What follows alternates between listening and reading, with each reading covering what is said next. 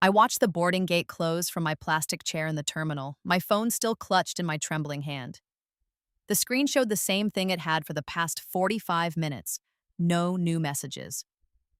The flight to Paris, the family vacation I'd saved 3 years of my meager salary to help pay for, had just departed. Without me. My mother knew I was stuck in the security line. I'd called her twice, texted her 7 times, even messaged my sister Emma, begging them to wait just 10 more minutes. The TSA had flagged my bag for a random check. Not my fault, not something I could control, but the plane left anyway, and in this life I knew exactly why. My phone buzzed. Finally, my heart leaped. Maybe they'd realized their mistake. Maybe they'd rebooked me on the next flight. Maybe. Emma. Sorry, sis. Mom said we couldn't delay everyone else's vacation for your bad planning. We'll send pics. Don't forget to lock up the house when you get home. XOXO. The same words. Exactly the same words as the first time I'd lived through this day. I was 28 years old, sitting in JFK International Airport, and I was living my life for the second time. 3 weeks ago, I died at age 33, a brain aneurysm, sudden and catastrophic, and woken up in my bed on my 28th birthday, 5 years in the past, with every memory of those 5 years perfectly intact, including this day.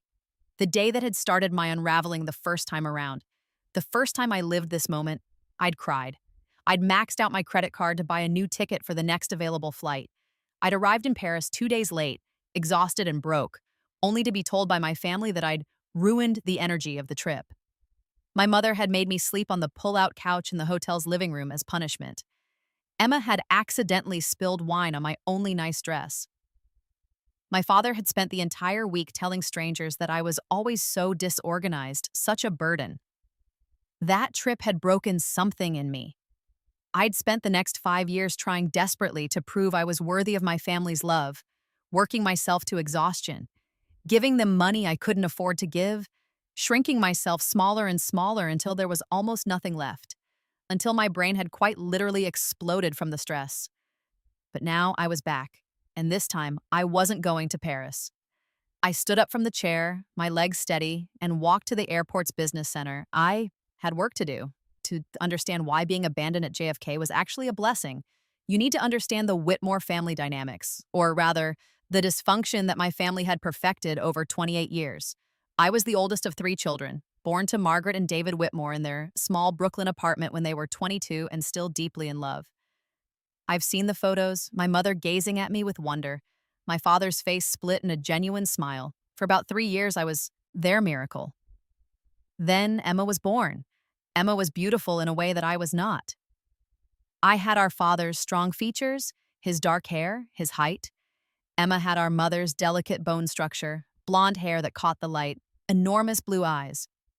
By the time she could walk, modeling agencies were approaching my mother in grocery stores. By the time she was 5, she was booking commercials. The money from Emma's modeling paid for our move to the Manhattan apartment. It paid for her private school. It paid for our mother to quit her job and become Emma's full-time manager. And I became invisible. No, worse than invisible. I became the help. My father worked in finance, pulling long hours, emotionally checked out from family life unless Emma had a big booking to celebrate. My mother's entire existence revolved around Emma's career, and my younger brother Marcus, born when I was 7, seemed to sense instinctively that aligning himself with Emma was the path to parental approval. I was the one who made breakfast while Emma slept in before photo shoots. I did the laundry, cleaned the apartment, helped Marcus with homework. When I was 12, I used my babysitting money to buy my own school supplies because my mother forgot to get them.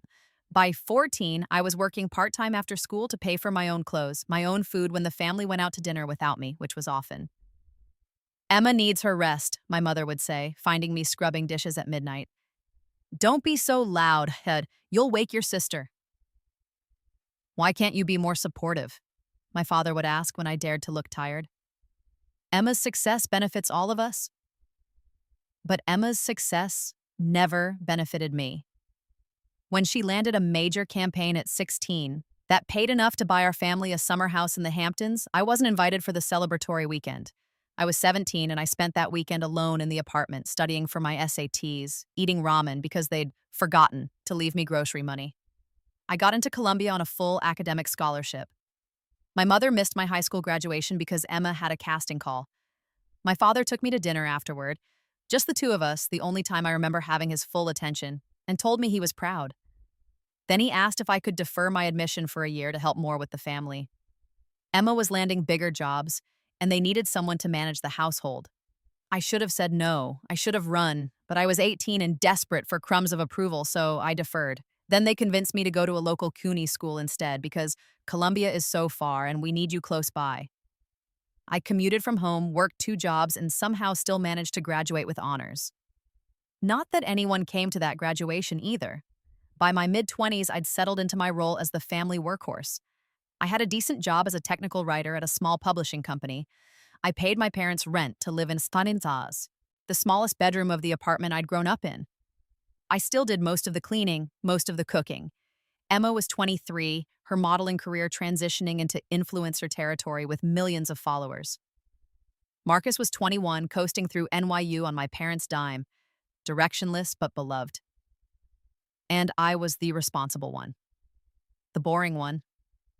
The one they could always count on to handle the unglamorous necessities of life.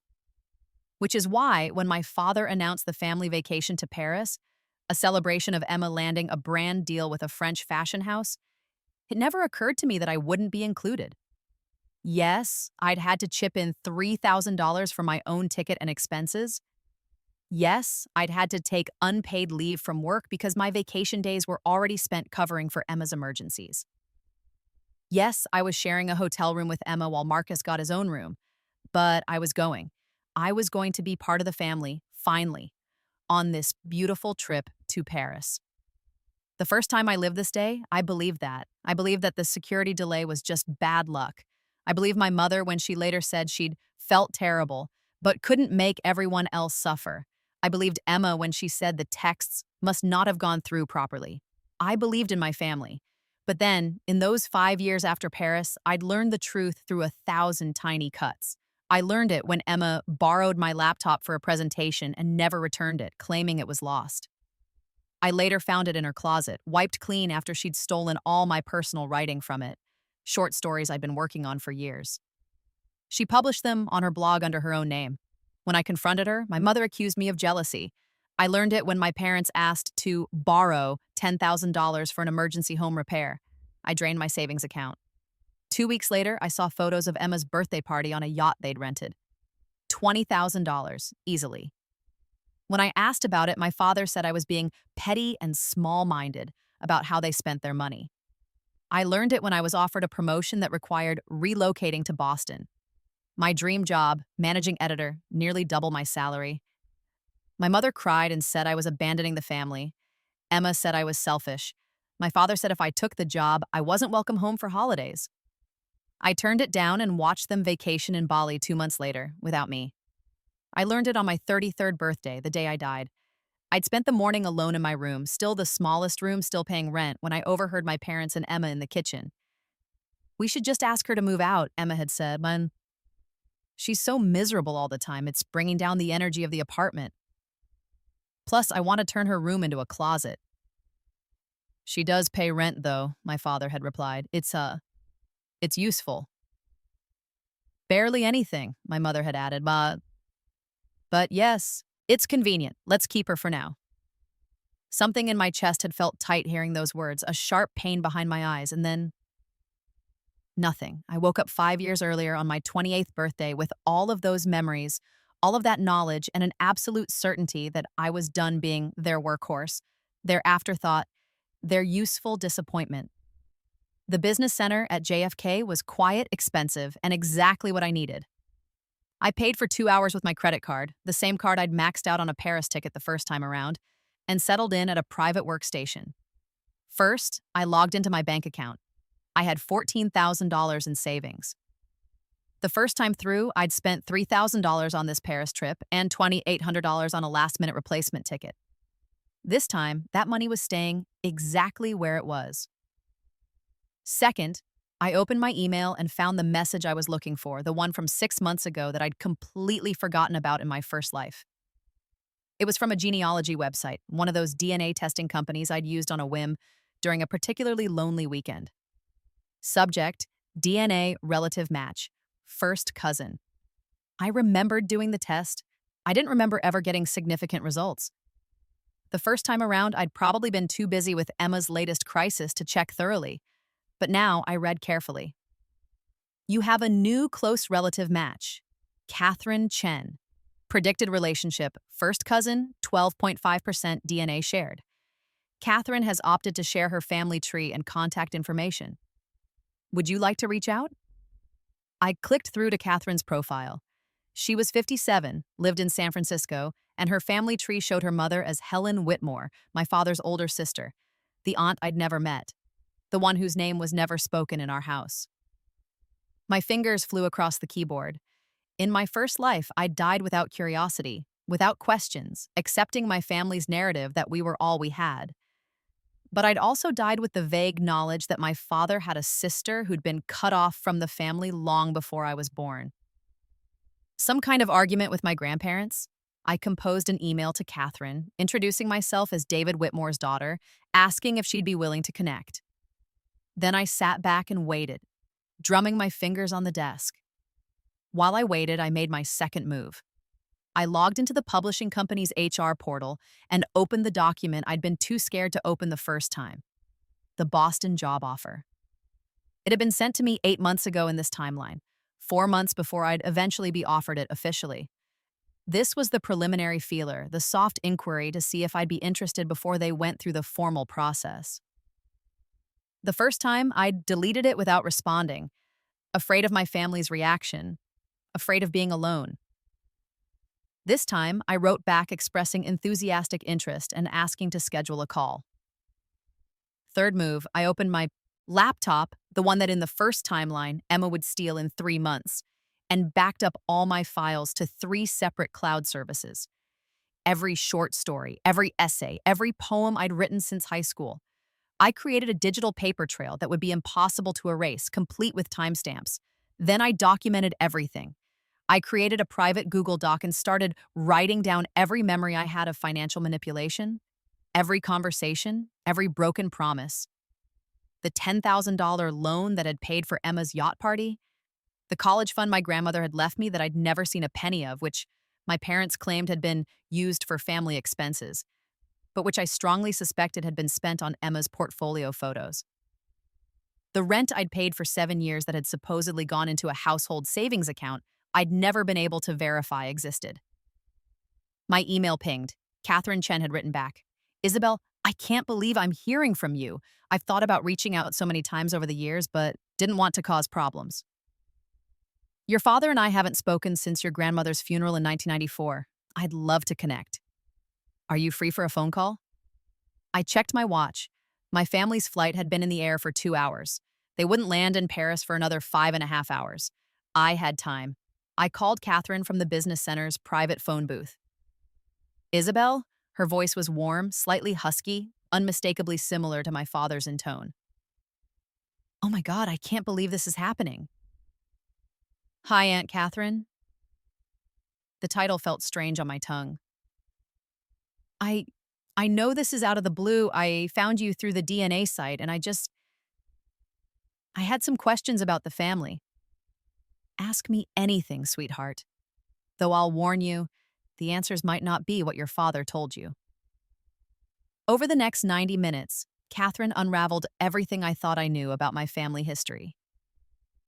My grandmother, Catherine and David's mother, had been a successful real estate developer in Manhattan. When she died, she'd left her estate split evenly between her 2 children, Catherine and David, approximately $1.8 million each, plus a brownstone in Brooklyn that was to be split or sold. David had wanted to sell immediately. Catherine had wanted to keep the brownstone and buy out David's half as she was planning to move back to New York from San Francisco with her family. They'd argued. David had produced a last-minute revised will that left him the entire estate, claiming their mother had changed her mind in her final weeks and wanted everything to go to her son. Catherine had hired lawyers.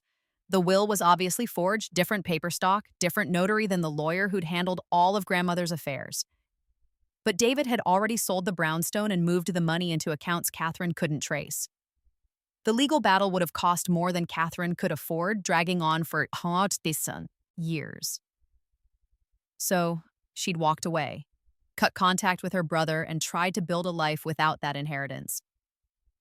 Your father was always the golden child, Catherine said, her voice heavy with old grief. Your grandmother loved us both, but David, he was special to her in a way I never was. So when he produced that will, some people believed him, thought maybe she really had changed her mind. But she hadn't. No, sweetheart, she hadn't. The lawyer who'd worked with her for 30 years testified that she'd never intended to disinherit me. But David was very convincing, very charming, and he had Margaret backing him up, crying about how they needed the money for their new baby. That was you, by the way. My stomach turned. He used me as justification to steal from you. I don't blame you for his choices, Isabel. You were an infant. But yes, he claimed he needed the money to provide for his daughter. She paused. How has he provided for you, if you don't mind me asking? I laughed, brittle and sharp. He hasn't. I've been paying my own way since I was 12. The silence on the other end was heavy. Catherine, Aunt Catherine, can I ask you something? That money from the estate, is there any chance legally that the case could be reopened? After this long, I doubt it. Why? Because I think I can prove he's still forging documents for financial gain. And if I can prove a pattern of fraud, I explained about the college fund, the missing rent money, the loan that became Emma's party. Catherine listened, and I could hear her breathing shift. Do you have documentation? Some, but I'm going to get more. Isabel, be careful. Your father doesn't react well when cornered. I know, I said, thinking of 1,000 small cruelties, 1,000 moments of emotional manipulation. That's why I'm not going to corner him. I'm going to dismantle his whole world piece by piece. And then I'm going to walk away and never look back. You sound like you've got a plan. I do, and it starts with me not going to Paris.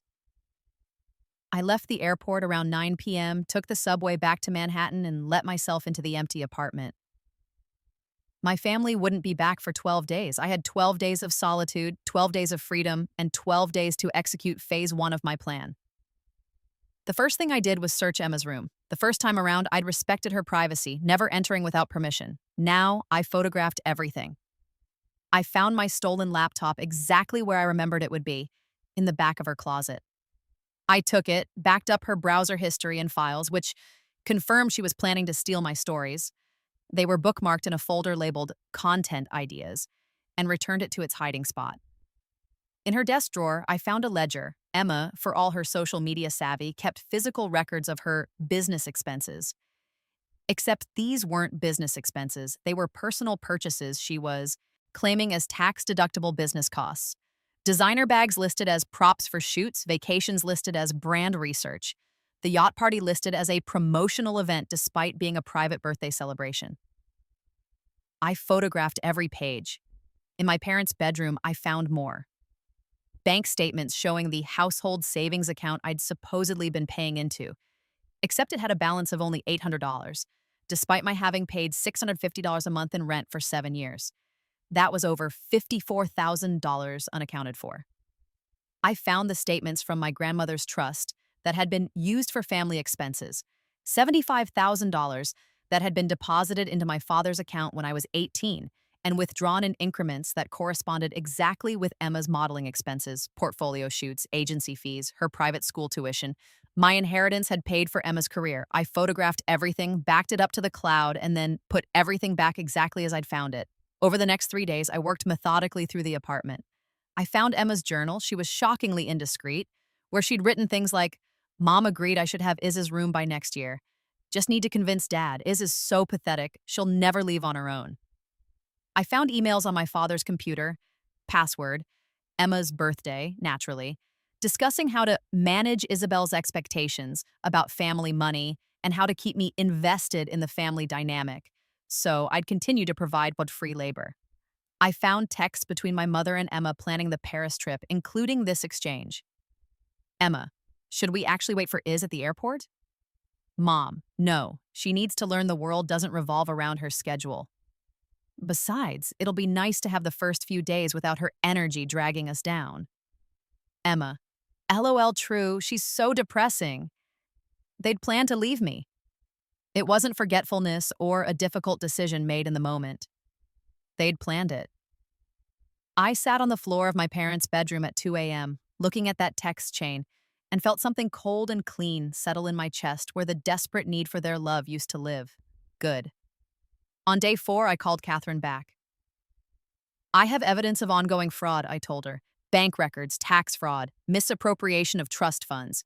If you're willing to file a complaint with the state bar about your case, I can provide evidence that my father has a pattern of financial manipulation going back 30 years. Are you sure you want to do this, Isabel? He's your father. He stole my grandmother's money to fund my sister's modeling career while I wore thrift store clothes and worked 2 jobs to afford food. He's kept me trapped in this apartment paying rent that disappeared into the ether while planning to kick me out the moment I wasn't useful anymore.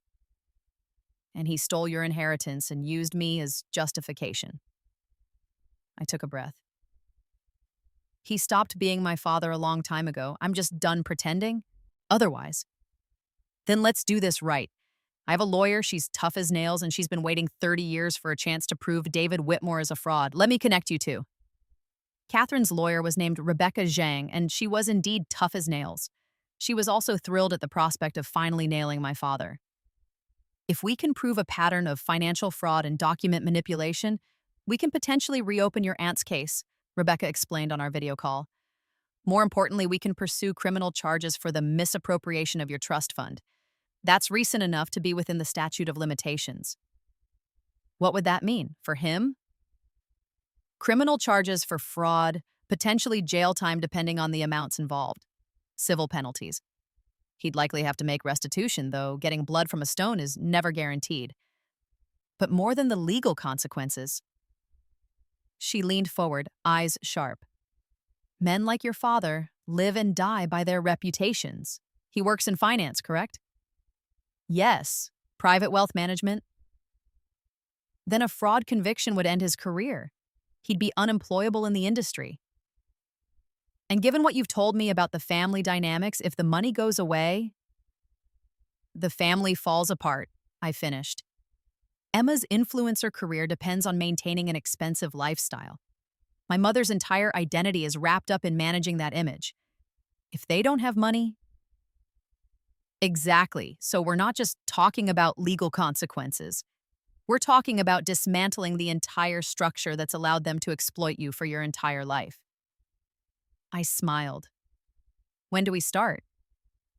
Over the next week, I worked with Rebecca to build an airtight case. I provided her with every photograph, every document, every piece of evidence I'd collected. She was particularly interested in the tax fraud. Apparently, Emma's business expense claims were egregious enough to warrant IRS attention, and Rebecca had connections. I also spent that week quietly preparing for my exit.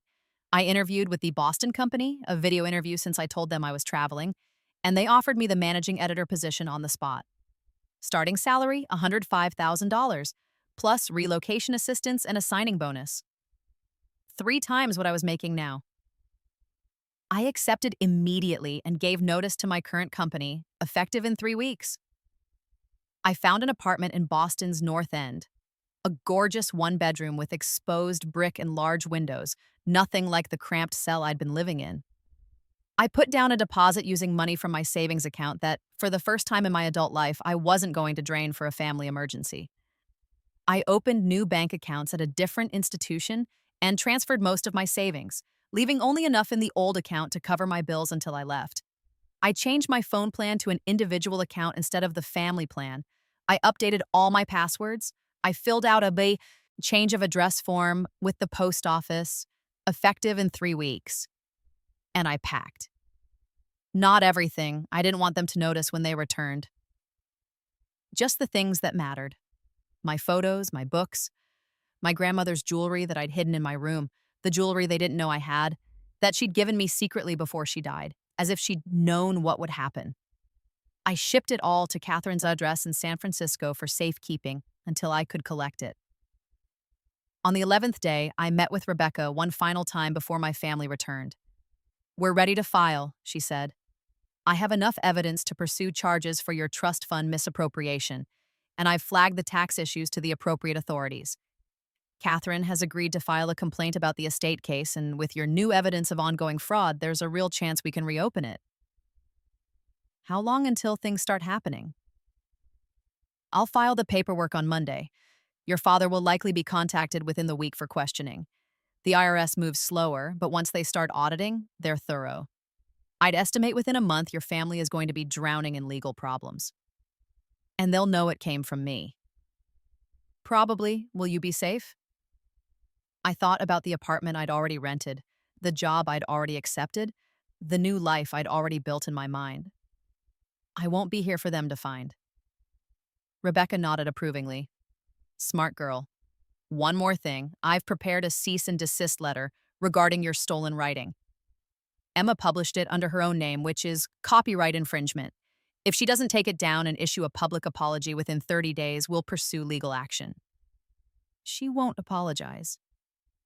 "I know, but the lawsuit will be fun." On day 12, I deep cleaned the apartment, replaced everything I'd moved, and took one last look at the home I'd grown up in. The home where I'd never been welcome, never been valued, never been seen. Then I went to my room, packed a single suitcase with everything I needed for the next few weeks, and left to stay in a hotel. I'd return in 3 weeks to get the last of my things, but I wasn't going to be here when they got home. I wasn't going to wait for their excuses, their gaslighting, their tears and manipulation. I was done.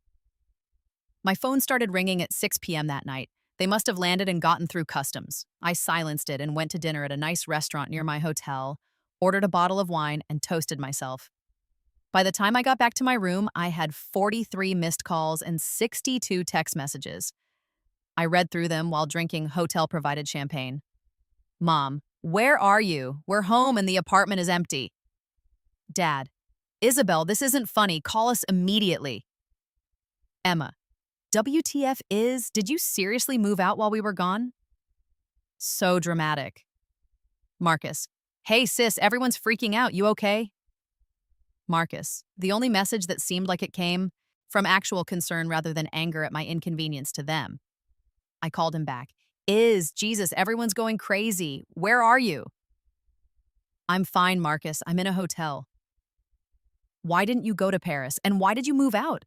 Mom is losing her mind." "Did she tell you why I didn't go to Paris?" Silence. "Did she tell you that my flight left on time, but I was stuck in security through no fault of my own, and I begged them to wait 10 minutes and they left anyway?" More silence. "They left me at the airport, Marcus, on purpose. I saw the texts between Mom and Emma planning it." "Fuck." His voice was soft. I didn't know. I swear I didn't know." "I know you didn't. You're not like them. Are you coming back?" "No, I got a new job in Boston. I'm leaving in 3 weeks." "Does Dad know?" "He will soon, along with a lot of other things." I could hear voices in the background, my mother shrieking something about me being selfish. "I have to go," Marcus said. "But I'm glad you got out. You deserve better than this." "Thanks, Marcus. You can visit me in Boston whenever you want. You'll always be welcome." I hung up and turned my phone off. The next 3 weeks were a masterclass in controlled chaos. I went to work, smiled at my colleagues, accepted their congratulations on my new position, and told no one about the storm I'd unleashed. Rebecca filed the complaints. My father was contacted by the state bar for questioning about the estate fraud. The IRS showed up at the apartment. Emma's Instagram provided them with plenty of evidence of tax fraud. My father received a subpoena for bank records related to my trust fund. I know this because Marcus kept me updated via email. He'd always been the least invested in the family drama, and I think watching it all implode gave him permission to step back and observe rather than participate. Email from Marcus, day 3. Dad's freaking out. Some lawyer contacted him about Aunt Catherine. I didn't even know we had an Aunt Catherine. Also, the IRS is auditing Emma and she's having a meltdown. Is this you? My response? Yes. This is me. Marcus, day 5. Mom asked me if I knew where you were. I said no. She tried to get into your bank account, but you changed all the passwords. Dad's been on the phone with lawyers for 2 days straight. What did you find? My response? Everything. I found everything. Marcus, day 10. Emma's Instagram got flagged for fraud. Something about sponsored posts that weren't disclosed properly. Her management company dropped her. She's blaming you, but can't figure out how you'd know about any of this. Dad got fired. His company said they can't employ someone under investigation for financial fraud. My response? Good. Marcus, day 15. Mom's crying a lot. Dad's angry all the time. They want your new address. I told them I don't have it. They're talking about suing you for defamation. Their lawyer apparently told them they don't have a case, but Dad's insisting. Is this really necessary? My response, Marcus, they stole $75,000 from my inheritance to pay for Emma's modeling career while I worked 2 jobs to afford food. They kept $54,000 of my rent money and planned to kick me out. They left me at an airport on purpose to teach me a lesson. Yes, this is necessary. This is justice. Marcus, day 15, 2 hours later. You're right. I'm sorry. I love you, sis. On day 18, my mother found my hotel and showed up in the lobby. Hotel security called my room. Ms. Whitmore, there's a woman here claiming to be your mother. She's quite insistent. Tell her I'm not available. She says she'll wait. Then call the police and have her removed for trespassing. They did. Marcus sent me a video he'd apparently recorded of her returning home, ranting about how I'd had her arrested, how I was destroying the family. How could I be so ungrateful after everything they'd sacrificed for me? I watched it once, felt nothing, and deleted it. On moving day, I hired professional movers and had them meet me at the apartment at 9 a.m. I'd timed it for when I knew Emma had a brunch commitment and my parents had a meeting with their lawyers. Marcus had helpfully provided their schedules, but of course, they'd all stayed home. I walked into the apartment with 3 burly movers behind me and found my entire family waiting in the living room like an intervention setup. Isabel, my father stood, his face haggard. He'd aged a decade in 3 weeks. We need to talk. No, we don't. I'm here to get my things and then I'm leaving. You're destroying this family, my mother said, her voice shrill. Do you understand what you've done? Your father lost his job. Emma lost her management deal. We could lose the apartment. Good, I said calmly, You all deserve it. Emma stood up, her phone in her hand, recording. You're insane. You've always been jealous of me, and now you're punishing the whole family because you're bitter and pathetic. I looked at her phone, then at her face. Post that video, Emma, please. It'll be great evidence for the lawsuit my lawyer is filing against you for stealing my writing. Also, your tax fraud investigation is based on your own Instagram posts, so keep filming yourself admitting to things. The IRS loves that. Her face went white. You had no right to go through our private documents, my father said, his voice hardening. What you did was illegal. I lived here. I paid rent. Rent that you stole, by the way. I had every right to access shared spaces. And everything I found in plain sight. Your own insurance fraud, your own forged documents, your own theft from your sister and your daughter. I smiled. You really should have been more careful about where you left evidence of your crimes, Dad. Isabel, please. My mother's voice shifted, turning pleading. We can fix this. We can be a real family. We made mistakes, yes, but you left me at an airport, on purpose. After I paid $3,000 to be included in your family vacation. I kept my voice level, factual. You texted each other about how relieved you were that I wasn't there. You spent 30 years treating me like an ATM and a maid. You stole from me, lied to me, and planned to kick me out the moment I stopped being useful. That's not a family making mistakes. That's abuse. We gave you everything, my mother shrieked. You gave me nothing. I earned everything I have despite you, not because of you, and now I'm leaving and you're never going to see me again." The movers, who had been standing awkwardly by the door, sprang into action. They'd been briefed on the situation and worked with impressive efficiency, clearing my room in under an hour, while my family watched in silence. As we loaded the last box, my father tried one final manipulation. "If you do this, you're not our daughter anymore. We'll cut you out of the will. You'll have nothing from us." I laughed. Actually laughed. "Dad, you have nothing to give. In 6 months, you'll be lucky if you're not in prison. And even if by some miracle you retain any assets, I don't want them. I don't want anything that came from you. I just want you to live the rest of your lives knowing that the daughter you threw away was the only one with any real worth, and you destroyed your entire world because you were too stupid and too cruel to see it." I walked to the door, then turned back. "By the way, Marcus, my new address is in the email I sent you this morning. You're welcome to visit anytime. The rest of you, lose my number. If you try to contact me, I'll get a restraining order." Emma made one last attempt at control. "You'll be back. You always come back. You need us." I met her eyes, those beautiful blue eyes that had gotten her everything she ever wanted without having to work for any of it. "No, Emma, you needed me. You just didn't realize it until I was gone." Boston was a revelation. My apartment was beautiful, sunlight streaming through large windows, exposed brick walls, a kitchen that was actually mine. I decorated it exactly how I wanted it. Bookshelves covering an entire wall, a reading nook by the window, art that I chose myself.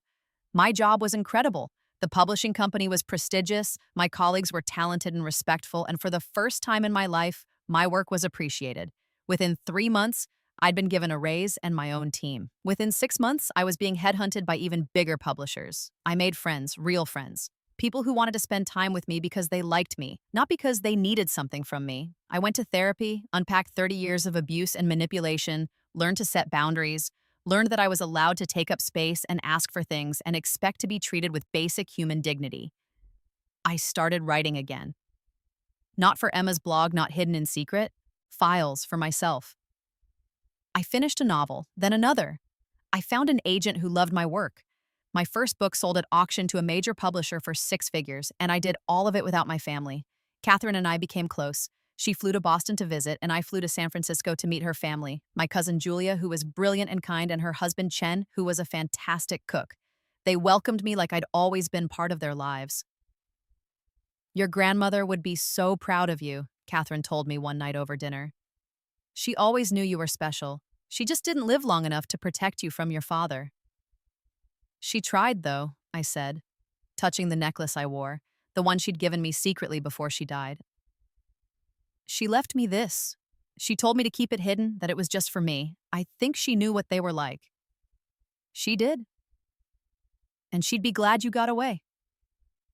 Marcus visited occasionally. He'd moved out of my parents' apartment, gotten his own place, and was working on actually figuring out his life. He was never going to be someone I was close to. He'd been complicit in too many years of mistreatment, even if it was passive. But we had a cordial relationship. He kept me updated on the family implosion, which I appreciated from a distance. The updates were satisfying. 6 months after I left, my father pleaded guilty to fraud charges related to my trust fund and was sentenced to 18 months in prison. He also had to pay restitution, $75,000 plus interest. He'd never manage it. 8 months after I left, Catherine's case was reopened. The forged will was definitively proven to be fraudulent, and my father was ordered to pay her $1.8 million plus 30 years of interest and penalties. The total came to over $4 million. He declared bankruptcy. 10 months after I left, Emma's tax fraud case resulted in massive fines and penalties. She lost her remaining sponsorships, her apartment, and her credibility. She tried to start a YouTube channel documenting her fall from grace and positioning herself as a victim of a corrupt system, but the comments were brutal. Turns out, admitting on camera that you committed tax fraud doesn't generate sympathy. 1 year after I left, my parents were divorced. My mother moved in with Emma in a two-bedroom apartment in Queens. Emma got a job at a department store. My mother, who hadn't worked in 25 years, couldn't find employment. They tried to reach out occasionally, emails asking for money, for help, for forgiveness. I blocked every attempt. The cease and desist letter regarding my stolen writing resulted in a lawsuit when Emma refused to comply. She eventually settled, issuing a public apology and taking down all my work from her blog. She also had to pay my legal fees and damages, $50,000 she definitely didn't have. Her bankruptcy filing was a matter of public record 2 years after I left them at the airport terminal, or rather, after they left me. I was flying back to Boston from a writers' conference in London. I'd given a keynote speech about resilience and the writing life. My second novel had just hit the New York Times bestseller list. I'd gotten engaged to Alex, a software engineer I'd met at a bookstore who thought I was brilliant and funny and treated me like I was precious. Life was absurdly good. I was flying first class, a splurge ice, but I'd earned it. Champagne before takeoff, a seat that reclined into a bed, space to work and think and breathe. As I settled into my seat, I noticed a commotion in the economy section. A woman was arguing with a flight attendant, her voice carrying through the cabin. "I don't understand why I can't upgrade. I have a medical condition. I need more space." I knew that voice. My mother.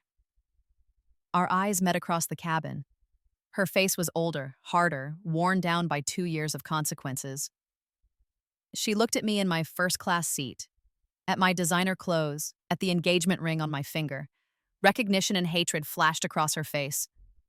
She started moving down the aisle toward me. The flight attendant tried to stop her, but she pushed past. Isabel, you have to help me. You have money now. I saw your book deal in the news. You can afford to pay for my ticket upgrade. Please, honey, I'm your mother." Security was already moving toward us.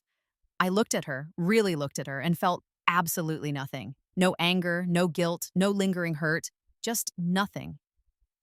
"I don't know you," I said calmly. "Bahananis, you must have me confused with someone else." "What? Isabel, don't do this, please. I'm sorry about what happened. We made mistakes, but we're family, baba." "Ma'am, you need to return to your seat," the flight attendant said firmly, joined by 2 security officers. "My daughter is sitting right here. Tell them, Isabel." I looked at the flight attendant. I've never seen this woman before in my life. They escorted her back to her seat. I could hear her crying, protesting. I put in my headphones, accepted another glass of champagne from the flight attendant, and opened my laptop to work on my third novel.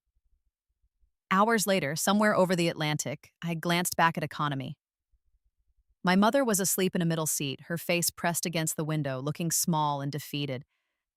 I felt a flicker of something, not pity exactly, but acknowledgement. She'd made her choices. She'd chosen cruelty, chosen favoritism, chosen greed. She'd chosen to destroy her relationship with her daughter in 1,000 small ways over 30 years, and one catastrophic way in an airport terminal. And I'd chosen to save myself.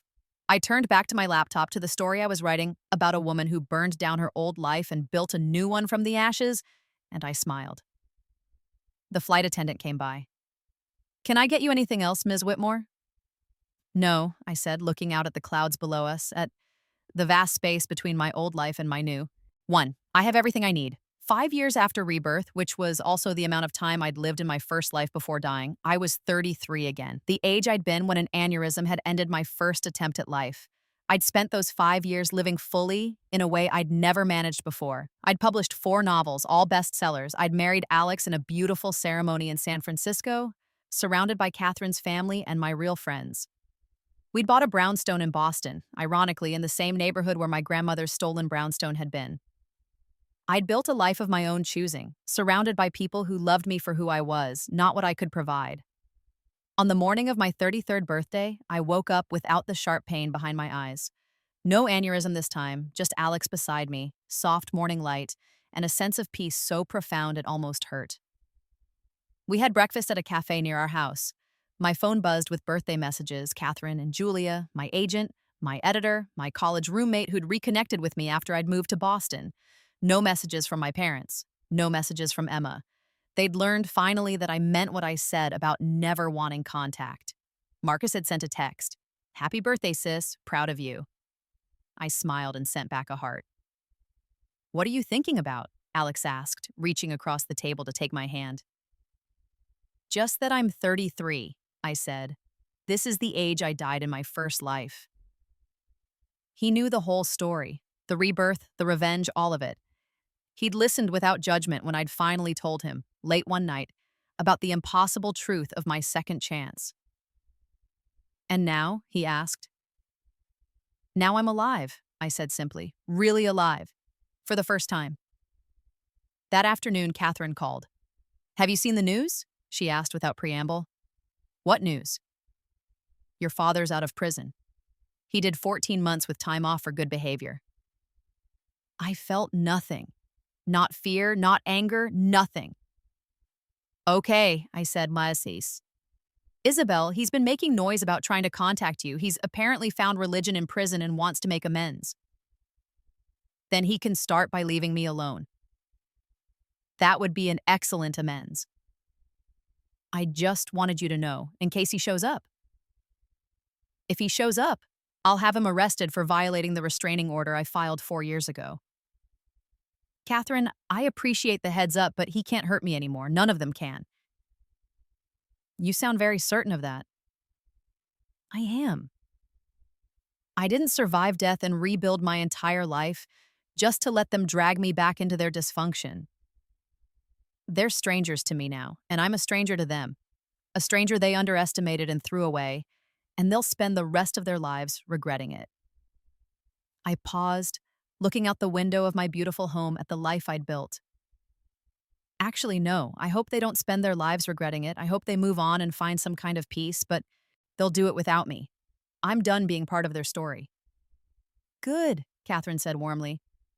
You deserve to be the protagonist of your own story, sweetheart, not a supporting character in theirs. That night, Alex and I had dinner with friends. We laughed, drank good wine, made plans for a vacation to Italy. I was working on my 5th novel, a thriller about a woman who fakes her own death to escape her family. Art imitating life, imitating art. Around midnight, my phone buzzed with an unknown number. Please, Isabel. I know I don't deserve to talk to you, but I'm out now and I'm different. I've changed. Can we please talk? I'm your father. I love you. Dad. I showed Alex the message. What do you think I should do? What do you want to do? I thought about it. Thought about the man who'd stolen from his sister, from his daughter. The man who'd facilitated 30 years of abuse, who'd left me at an airport, who'd told me I was nothing. I thought about the life I'd built without him, and I blocked the number without responding. Done, I said, setting my phone down. He had 30 years to love me. He doesn't get to now that it's convenient for him. Alex kissed my forehead. I'm proud of you. Me too, I said, and meant it. 10 years after Rebirth, I was sitting in a bookstore in Seattle, signing copies of my 8th novel. It had debuted at #1 on the New York Times bestseller list and was being adapted for television.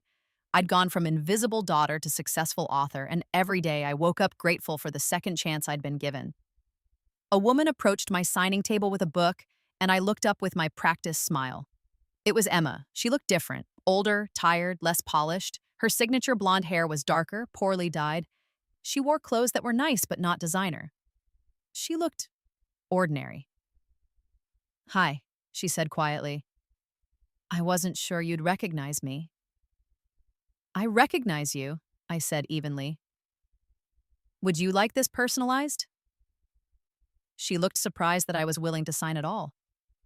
Could you sign it to Emma? I wrote, to Emma, may you find what you're looking for. Isabel Whitmore. I handed it back to her. She looked at the inscription, and her eyes filled with tears. I've read all your books, she said. They're really good. You were always talented. I'm sorry Her voice broke. I'm sorry for everything. I could have said many things. I could have told her that sorry wasn't enough, that she'd destroyed my childhood, that she'd been complicit in decades of abuse.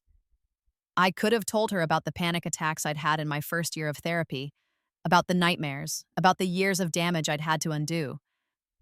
But I was tired, and she looked tired, and there was no point. I accept your apology, I said. I hope you're doing well. I'm getting by, working as an assistant at a marketing firm, got married. He's nice. We're okay, she paused. Mom talks about you, sometimes. She's working at a library now. She's calmer. Dad's Dad's not doing well. He's living in a facility, early onset dementia. I felt a flicker of something that might have been sadness, if I let it be. I'm sorry to hear that, I said, and was surprised to find I meant it. He talks about you sometimes. In his lucid moments, he says he wishes he'd been a better father. Tell him I hope he finds peace, Nona said. But Emma, I need you to understand something. I forgive all of you. I've done the work to let go of the anger. But forgiveness doesn't mean reunion. I'm not coming back. I'm not interested in rebuilding relationships with any of you. You're not my family anymore. I understand, she said, tears streaming down her face. I just wanted you to know that I know how badly we screwed up. And I'm proud of you. For getting out. For building this. She gestured to the bookstore, the line of readers waiting, the life I'd made. You were always stronger than any of us. I wasn't strong, I said quietly. I was desperate. But I learned to be strong, and yes, I built this without any of you. She nodded, clutching the book to her chest, and walked away. I watched her go and felt relief. Not triumph, not vindication, just relief. She'd said what she needed to say. I'd responded with kindness but firmness. The door was closed, locked, and I had no intention of opening it ever again. The next person in line stepped forward, a young woman, maybe 22, with nervous energy. I just want to say, she started, your books helped me leave my toxic family.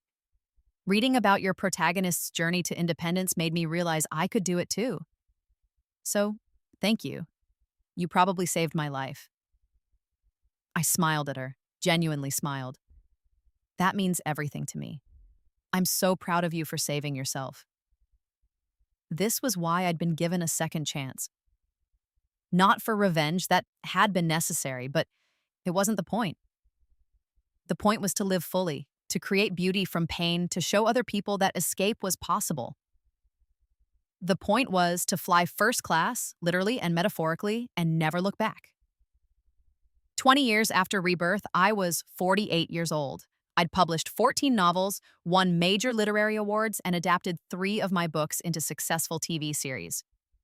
Alex and I had celebrated our 18th wedding anniversary by buying a villa in Tuscany. We split our time between Boston, San Francisco, near Catherine's family, and Italy. I'd built multiple lives' worth of accomplishments into this single second chance. Catherine had passed away the year before, peacefully in her sleep at 72. I'd given the eulogy at her funeral, talking about the aunt I'd never known as a child, but who'd become the family I'd chosen as an adult. Her daughter Julia was now one of my closest friends. I hadn't heard from Emma or my mother in over a decade. Marcus still sent the occasional email. He'd gotten married, had kids, seemed to have built a decent life. We were friendly, but distant. He'd never apologized for the years of passive complicity, and I'd never asked him to. Some relationships simply ran their course. My father had died in the nursing home 5 years after Emma visited my signing. Dementia had taken him slowly. Marcus had asked if I wanted to attend the funeral. I'd sent flowers and a card that said, "May he find the peace in death that eluded him in life." I didn't attend. One evening, sitting on the terrace of our Tuscan villa, watching the sunset paint the hills gold, Alex asked me something he'd never asked before. Do you ever regret it? The way you burned it all down? I considered the question seriously. Did I regret exposing my father's fraud, bankrupting my family, cutting them out of my life completely? No, I said finally, not even a little. They weren't family, they were people who shared my DNA and used that biological connection to exploit me for 30 years. Real family doesn't do that. Real family looks like you, like Catherine and Julia, like the friends we've made. Real family is chosen. and it's built on mutual respect and genuine love. Not revenge, he teased gently. The revenge was satisfying, I admitted with a smile. But it wasn't the point. The point was freedom. The revenge was just clearing the debris so I could build something real. And did you? Build something real? I looked at him, this man who'd loved me with steadiness and joy for 20 years. I thought about my books, my legacy, the readers who'd told me my stories had helped them escape their own toxic situations. I thought about the life I'd built from nothing but determination and a second chance. Yes, I said. I built something real, something that's entirely mine, something they can never touch or taint or take away. Good, he said, and kissed me as the sun set on another perfect day. I lived to be 93 in my second life, 65 years in this timeline, 93 years total if you counted both lives. I'd outlived everyone from my original family. I'd built a legacy that would endure long after I was gone. On my final day, surrounded by Alex, now 94 but still sharp as ever, Julia and her children and grandchildren, and a collection of friends who'd become family, I felt nothing but peace. My last thought before I closed my eyes was not of the family that had broken me, but of the moment in the airport terminal when I'd made the choice to save myself. The moment I'd decided that being abandoned was actually a gift, the final push I'd needed to fly, and I'd been flying first class ever since.